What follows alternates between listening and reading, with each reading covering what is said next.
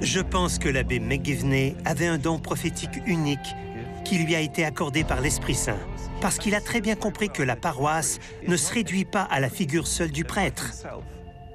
La paroisse est une communauté de laïcs. Le charisme de l'abbé McGivney et les principes de charité, d'unité et de fraternité qui nous inspirent à vivre notre foi chrétienne avec passion et avec cohérence sont des choses qui parlent au cœur de tous les catholiques, de toutes les cultures. Le pape François a dit que le monde était comme un hôpital de campagne. Et c'est là que sont les chevaliers. Ils sont dans le monde essayant d'aider le plus grand nombre de personnes possible. Tout comme le sacerdoce est universel, le charisme de l'abbé McGivney est universel, parce qu'il était d'abord et avant tout un prêtre qui s'est entièrement offert aux autres et qui s'est entièrement consacré à servir le Christ. Je pense qu'il est bon de revenir en arrière et de découvrir qui était l'abbé McGivney et comment il a vécu sa vie. Nous, les prêtres et les évêques, avons besoin d'apprendre de son leadership. Le monde d'aujourd'hui a désespérément besoin d'un nouveau sentiment de fraternité et de solidarité. En fondant les Chevaliers de Colomb, l'abbé McGivney nous a enseigné un moyen pratique d'apporter à la société un sentiment puissant de charité et d'unité.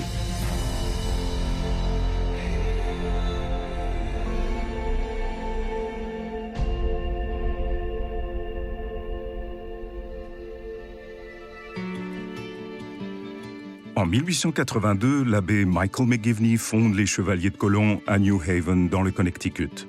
À une époque d'âpres persécutions anticatholiques, il imagine un groupe permettant aux hommes catholiques de protéger leur famille spirituellement et matériellement, tout en renforçant leur foi et leur paroisse au sein d'une confrérie fondée sur les principes de la charité, de l'unité et de la fraternité. L'abbé McGivney a pris une décision extraordinaire en insistant pour que ce soit des laïcs qui dirigent sa nouvelle organisation. Les membres du clergé étaient les bienvenus et ils pouvaient agir en tant qu'aumôniers, mais il n'était pas question qu'ils dirigent les grandes actions des Chevaliers de Colomb. L'abbé McGivney a présenté un nouveau modèle de mobilisation des hommes catholiques et à bien des égards, sa fondation des Chevaliers de Colomb a devancé l'appel du Concile Vatican II à donner aux laïcs un rôle plus important dans le travail de transformation de la société. L'abbé McGivney était en quelque sorte un génie religieux. Je crois sincèrement qu'il voyait l'adhésion aux Chevaliers de Colomb comme un chemin pour devenir des disciples du Christ, vers l'amour de Dieu, l'amour du prochain, l'unité avec les autres chevaliers et leurs familles, et le souci de ses frères. Il voulait ainsi que l'amour fraternel puisse se répandre dans la société. À peine 40 ans après la mort de l'abbé McGivney, les membres des Chevaliers de Colomb sont passés de quelques centaines d'hommes le long de la côte est des États-Unis à plus de 800 000 hommes répartis aux États-Unis, au Canada, au Mexique, à Cuba et aux Philippines. Nous avons vite constaté que la vision de l'abbé McGivney s'adresse au monde entier. Aujourd'hui, l'universalité de cette vision et l'attrait pour les Chevaliers de Colomb se manifestent à travers notre expansion en Pologne, en Ukraine, en Lituanie, en République de Corée et en France.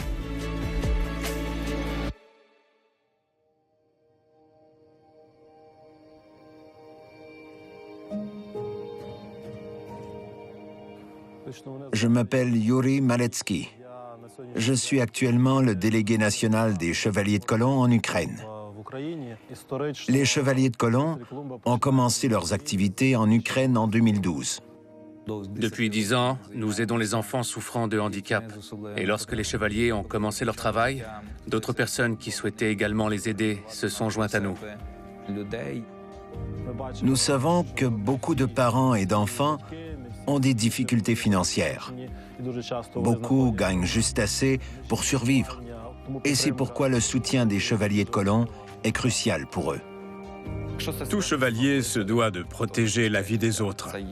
C'est fondamental pour être chevalier. Je pense que l'abbé McGivney a très bien compris que la force de l'Église est liée à la vie morale de chaque chrétien.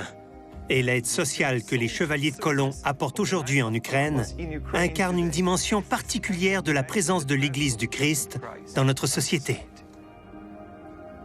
Lorsqu'un homme rejoint les Chevaliers de Colomb, nous ne l'invitons pas simplement à faire quelque chose. nous l'invitons à être quelqu'un, un frère engagé dans la charité et l'unité. Et puisque nous sommes de tels hommes, nous devons agir. En tant qu'hommes catholiques engagés dans la charité, nous avons en quelque sorte l'obligation d'agir. Nous sommes une communauté de frères qui considèrent tous ceux qui souffrent et tous ceux qui sont dans le besoin comme nos frères et sœurs. Et c'est cette mission qui résonne si bien dans le monde entier. Par le biais de nos œuvres de bienfaisance, nous avons continué de faire une différence dans la vie de nombreuses personnes, et plus particulièrement celles qui appartiennent à des minorités ou à des milieux défavorisés. Nous voyons que l'union fait la force et que lorsque nous agissons tous ensemble comme des frères, en baignant dans la culture de la charité, de l'unité et de la fraternité, l'impact sur la communauté est très évident.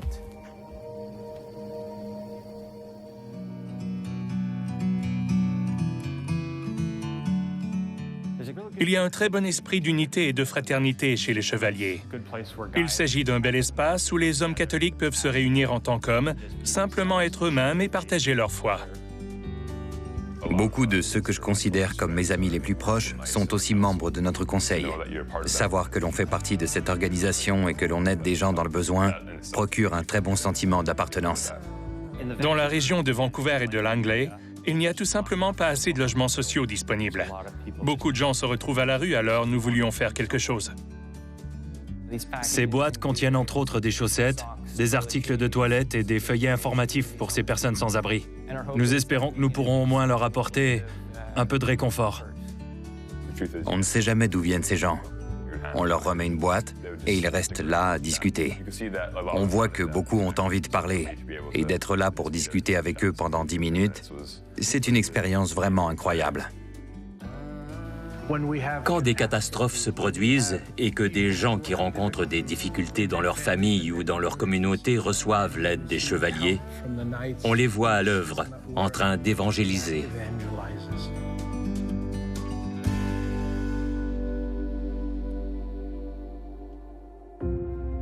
Dieu notre Père, le protecteur des pauvres et défenseur de la veuve et de l'orphelin, vous avez appelé votre prêtre, l'abbé Michael J. McGivney, à être un apôtre de la vie familiale chrétienne et à conduire les jeunes au service généreux de leurs prochains. L'abbé Michael J. McGivney.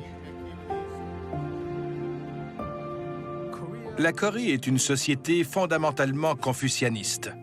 Confucius enseigne un ordre très hiérarchique.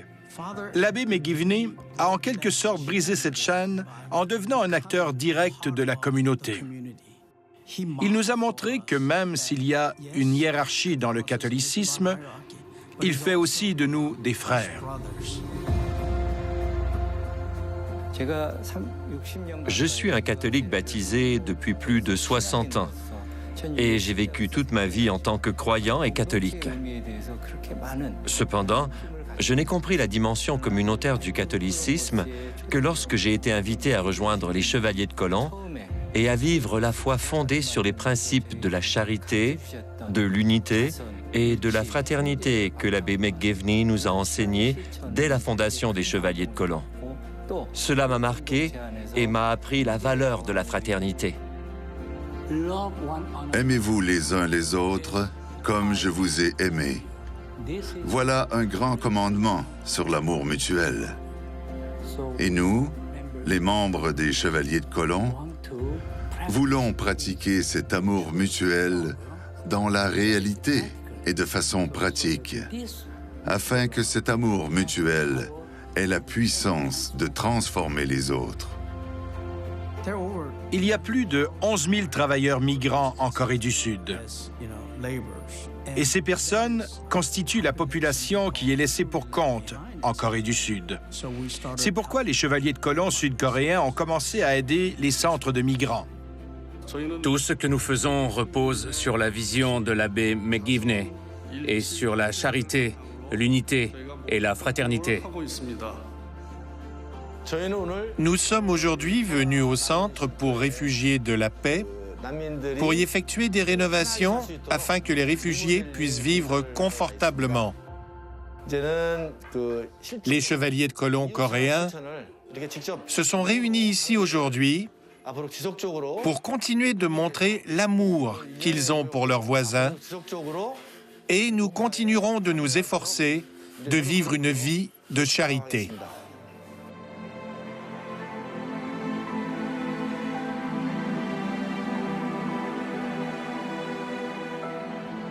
Le charisme de l'abbé McGivney est universel. Et cela est prouvé par le fait que nous sommes maintenant près de 2 millions de chevaliers catholiques dans le monde entier. Aux Philippines, les 500 000 membres des chevaliers de colon prennent part à ce que nous appelons la foi en action, qui associe notre engagement dans l'Église à notre engagement dans notre famille et dans la communauté. En novembre 2013, le typhon Haiyan frappe les Philippines. Des millions de personnes perdent leur maison lors de cette tempête qui est l'une des plus grandes catastrophes naturelles de l'histoire récente. Aider ceux qui ont presque tout perdu à trouver du travail, créer des emplois en rebâtissant des maisons, procurer des bateaux aux pêcheurs et des semences aux agriculteurs dans le cadre d'un programme d'entraide entre voisins, telle est la raison du projet Livelihood ou Subsistance. Mon petit bateau Banca a été totalement détruit. J'ai cru que je ne pourrais plus continuer à vivre de la pêche. Quand j'ai appris qu'on m'en donnerait un nouveau, j'ai été très reconnaissant. Le premier que j'ai remercié a été le Tout-Puissant. La pêche est notre source de revenus principale, parce qu'on vit sur une île et qu'on est entouré par la mer. Nous avons vraiment besoin de bateaux. C'est pourquoi je suis reconnaissant que les chevaliers nous aient aidés. Les opérations de secours et les efforts de soutien initiés par les membres de l'ordre évangélisent avec force. L'augmentation du nombre de membres dans de nombreuses régions est inspirée par ce que font les membres des Chevaliers de colon lors des temps difficiles. Pour l'abbé McGivney, le fruit de la sainteté consiste à aimer les autres aussi concrètement que possible. On peut dire que l'avenir de l'Église catholique dans chaque pays passe par le chemin de la paroisse. Si les laïcs catholiques veulent vraiment assumer leur rôle dans l'Église, nous devons réaliser que la paroisse n'est pas seulement la responsabilité d'un prêtre. Pour prospérer, une paroisse doit être une véritable communauté de familles et cela n'est tout simplement pas possible sans la participation active des pères. Les hommes sont essentiels à la survie de toute paroisse et fidèles à la vision de l'abbé McGivney, les conseils des chevaliers de colon ancrés dans leur paroisse aident à renforcer à la fois la vie paroissiale et spirituelle des hommes et de leurs familles.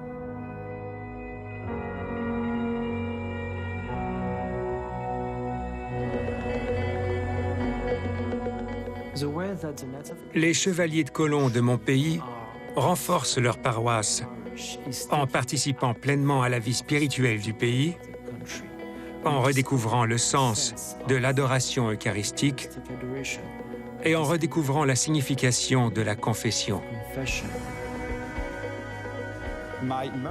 Mon appartenance aux Chevaliers de colon me donne accès à de précieux et authentiques moments d'échange avec mes frères chevaliers, et en particulier avec les prêtres. Nous partageons nos défis en tant qu'hommes et pères à la lumière de la tradition de l'Église. Je dois dire que je suis très fier de voir des hommes de ma paroisse se réunir pour mener des projets ou des activités auxquelles ils n'auraient jamais pris part s'ils n'étaient pas chevaliers de colon. Lorsque je suis arrivé dans ma paroisse, une paroisse populaire près de la ville de Versailles, en France, je me suis demandé « Où sont tous les hommes ?» Quand j'ai fondé mon premier conseil des Chevaliers de colon, le conseil Jacques Hamel, j'ai vu arriver beaucoup d'hommes. Cela a fait une grande différence dans ma paroisse. La fraternité est l'un des mots-clés des Chevaliers de colon, et au sein de mon conseil, qui est comme une bande de frères, je peux recevoir des conseils fraternels et amicaux.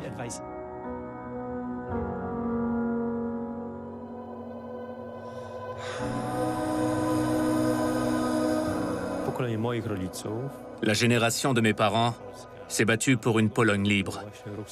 Et le mouvement Solidarności en a été le moteur.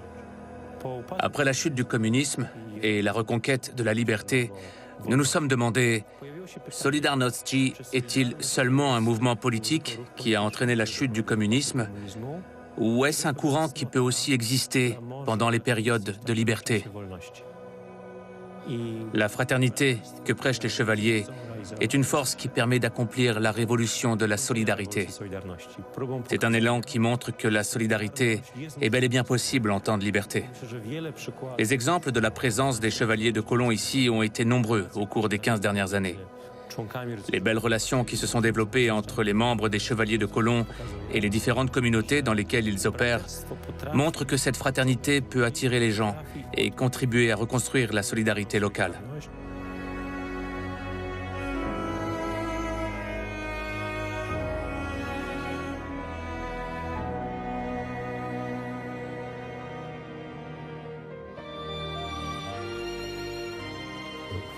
Dans nos réunions des chevaliers de Colomb, chaque fois qu'il y a une messe, les épouses sont invitées à être présentes. Le 8 mars dernier, par exemple, nous nous sommes tournés vers les femmes d'une manière particulière. Les chevaliers de Colomb ont acheté des fleurs et toutes les épouses ont alors reçu de belles fleurs ainsi que de magnifiques messages. Cela a été un superbe moment qui nous a rappelé que la famille est le fondement de la vie quotidienne.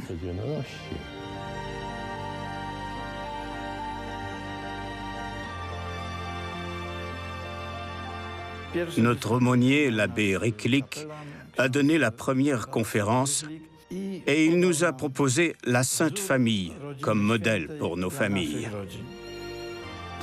C'est le lieu de rencontre des chevaliers de Colomb.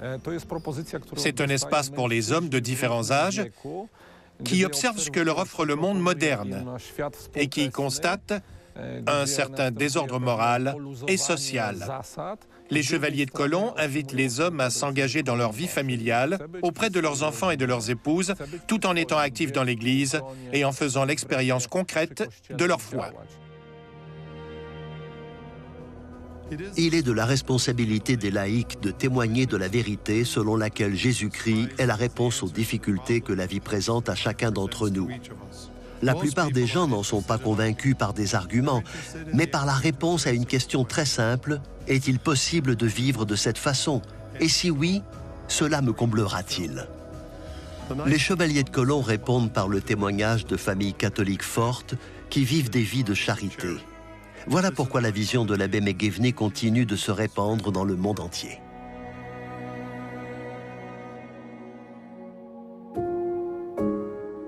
Les chevaliers de Colomb sont arrivés au Mexique en 1905, ce qui était très tôt. En 1924, les chevaliers étaient déjà présents dans tout le pays et ils y avaient un impact par leurs activités au sein d'une nation qui souffrait à l'époque de nombreuses luttes civiles et gouvernementales. En 1926, le gouvernement mexicain anticatholique ordonne une persécution ciblée envers l'Église catholique. Du jour au lendemain, le culte public est interdit et le gouvernement prend possession des églises et des monastères. La répression devient rapidement violente. Des 25 martyrs mexicains que le pape Jean-Paul II a canonisés en 2000, 6 étaient des membres des chevaliers de Colomb. Leur devise était précisément de ne pas avoir peur. Et c'est une règle de conduite qu'ils ont apprise de ce que l'abbé McGivney a apporté en fondant les chevaliers de Colomb. Il a permis aux hommes catholiques de comprendre que la meilleure chose qu'ils puissent faire pour leur pays est précisément de vivre selon les principes de charité, d'unité et de fraternité, de les porter sur la place publique, d'en faire l'expérience et d'en témoigner. Le premier principe des chevaliers de Colomb est la charité. Et nous avons actuellement un programme qui consiste à apporter des repas chauds aux plus démunis tous les lundis, ici, dans le centre de Querétaro. Et nous ne nous contentons pas de donner de la nourriture. Nous passons aussi du temps avec les gens dans la rue. Beaucoup de gens ont besoin d'une accolade, d'une photo ou simplement d'une oreille attentive. Être chevalier de Colomb m'a donné la possibilité d'être un meilleur mari et un meilleur père, parce que cela m'a permis de vivre ma foi. Les chevaliers du Mexique s'inspirent de l'abbé McGivney et de l'amour maternel de la sainte patronne du Mexique, Notre-Dame de Guadalupe. Le message de Notre-Dame de Guadalupe guide véritablement les chevaliers de Colomb, non seulement dans leur dévotion personnelle à Notre-Dame, mais aussi par son message de réconciliation, d'unité et de charité, qui s'adresse non seulement à chacun d'entre nous, mais à la société dans son ensemble. En cette période de mondialisation accélérée, l'appel de Notre-Dame de Guadalupe aux communautés catholiques du monde entier et aux populations de cultures indigènes est très important. Aujourd'hui, elle est une guide providentielle pour tous les peuples qui sont appelés à connaître la joie de l'Évangile. Et nous avons trouvé une grande dévotion à son égard chez nos frères chevaliers dans tous les pays où nous sommes actifs.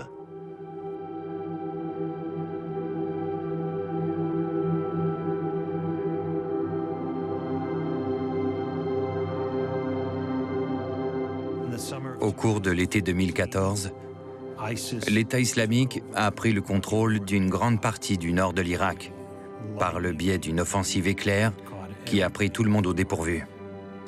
Environ 150 000 chrétiens se sont alors retrouvés à la rue du jour au lendemain. Il n'y avait plus personne pour s'occuper d'eux. C'était sans aucun doute une offensive qui visait les chrétiens en Irak. Ce que nous en concluons, c'est qu'ils ne laisseront pas un seul chrétien rester et que nous serons tous déplacés.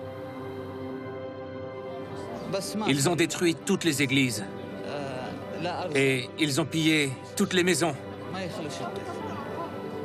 Je me suis enfui en n'emportant que ma carte d'identité. Ils ont exigé une rançon pour libérer les personnes qu'ils ont capturées. Et ils ont dit que s'ils ne l'obtenaient pas, ils allaient les tuer. Les chevaliers de Colomb ont une mission dans l'âme. Et lorsqu'ils ont pris connaissance de cette crise, ils ont su qu'il fallait agir rapidement. Les chevaliers de Colomb sont les gardiens de notre foi. Quand nous vivions une période de crise et de souffrance, vous êtes venus nous aider, nous offrir votre soutien et vous assurer que nous ferions route ensemble. Depuis 2014, nous avons investi plus de 25 millions de dollars pour aider les chrétiens persécutés et les autres personnes ciblées par le génocide au Moyen-Orient. Nous fournissons de la nourriture, des logements, de l'éducation et des soins médicaux à des dizaines de milliers de personnes déplacées. Et lors de mon voyage en Irak, j'ai entendu à maintes reprises « Sans les chevaliers de Colomb, notre communauté chrétienne n'aurait pas survécu ». L'une des choses qui nous ont tous impressionnés chez les chevaliers, c'est l'authenticité de leur charité, qui ne consiste pas simplement à fournir de l'argent, à cocher une case et à passer à autre chose. Et cela vient de la vision de l'abbé McGivney, selon laquelle nous avons l'obligation de nous occuper des personnes sans abri, des veuves et des orphelins. Il s'agit d'un message qui est universel.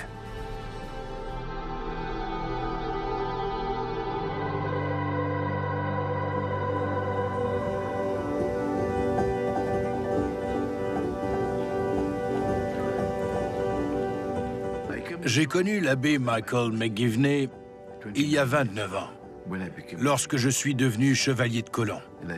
Et laissez-moi vous dire que cela a radicalement changé ma vie de prêtre. Dans l'Ouganda natal du père Gagawala, les effets de l'épidémie du sida ont laissé de nombreux enfants orphelins et n'ayant pas accès à l'éducation. Mais lorsqu'il a rencontré une femme ayant fondé une petite école sous un manguier, il a été inspiré à agir et à parler de son rêve de construire une école pour les enfants orphelins à ses frères chevaliers aux États-Unis. Le chevalier suprême m'a dit « Oui, nous allons vous aider. Nous allons vous tendre la main. » Et à partir de là, les chevaliers de Colomb ont pris ce projet en charge. Au milieu de nulle part, on trouve désormais un magnifique bâtiment scolaire qui a été entièrement financé par les chevaliers de Colomb. Il y a un beau dortoir pouvant accueillir plus de 100 filles. Ils voulaient soutenir les filles et non les abandonner. Mes parents sont morts quand j'étais très jeune. Je n'ai pas pu aller à l'école parce que mon frère ne pouvait pas me soutenir. J'étais très heureuse quand j'ai commencé l'école parce que j'avais de la chance. Selon l'abbé Michael McGivney, on ne fait pas la charité pour se sentir bien. La charité est un but. La charité évangélise réellement et apporte la bonne nouvelle de Jésus-Christ.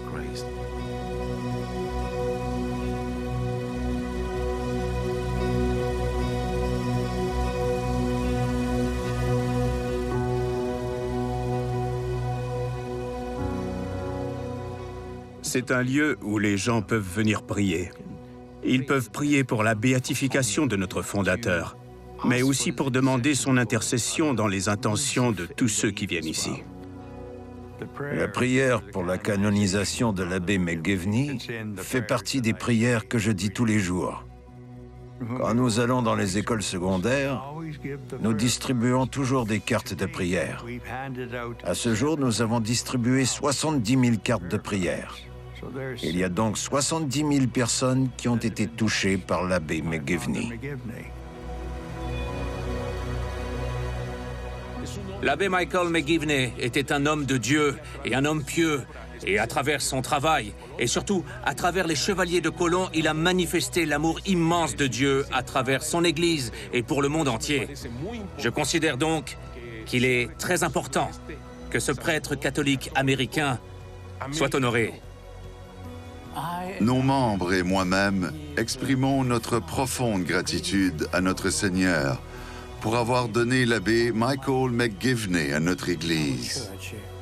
Sa vie est un excellent exemple de la pratique de l'amour mutuel sous 3 formes: la charité, l'unité et l'amour fraternel. Je suis heureux de la grande nouvelle de la béatification prochaine de l'abbé Michael McGivney. C'est un prêtre qui peut être un modèle pour tous, et aussi pour moi en tant que pasteur du diocèse. Puis-je ne pas oublier cette mission très importante, ce commandement très important, voulant que l'on serve les plus pauvres et les petits. La béatification de l'abbé Michael est très importante pour les Chevaliers de Colomb. Tout d'abord, parce qu'il en est le fondateur, mais aussi parce que l'Église le reconnaîtra en tant qu'homme saint. Ce qui signifie que nous avons un excellent modèle, que l'on peut avoir confiance en lui et suivre ses traces parce qu'il a suivi les traces du Christ. Il est certain que la béatification de l'abbé McGivney fera progresser son œuvre de charité, d'unité et de fraternité dans le monde entier. Il s'agit d'une étape importante démontrant l'attrait universel de sa vision. Depuis plus d'un siècle, des millions de personnes ont bénéficié de cette vision qui est véhiculée par les frères chevaliers et leurs familles. Dans les années à venir, nous pensons que la vie de millions d'autres personnes sera transformée, car les chevaliers continuent de suivre le chemin de charité, d'unité et de fraternité de l'abbé McGivney.